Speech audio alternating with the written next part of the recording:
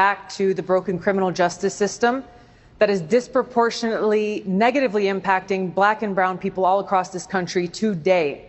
Now, Senator Harris says she's proud of her record as a prosecutor and that she'll be a prosecutor president, but I'm deeply concerned about this record. There are too many examples to cite, but she put over 1,500 people in jail for marijuana violations and then laughed about it when she was asked if she ever smoked marijuana. She blocked evidence.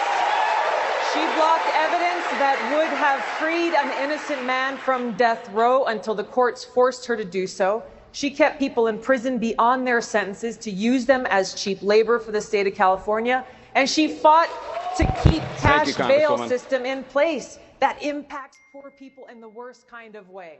Thank you, Congresswoman. Senator Harris, your response.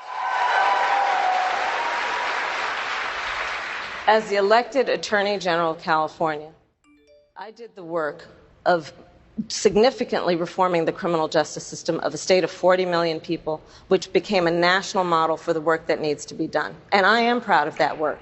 And I am proud of making a decision to not just give fancy speeches or be in a legislative body and give speeches on the floor, but actually doing the work of being in the position to use the power that I had to reform a system that is badly in need of reform. That is why we created initiatives that were about reentering former offenders and getting them counseling. It is why, and because I know that criminal justice system is so broken, that I am an advocate for what we need to do to not only decriminalize but legalize marijuana in the United States. I want to bring Congresswoman Gabbard back in. Your response, The bottom line is, Senator Harris, when you are in a position to make a difference and an impact in these people's lives, you did not. And worse yet, in the case of those who were on death row, innocent people, you actually blocked evidence from being revealed that would have freed them until you were forced to do so. There is no excuse for that.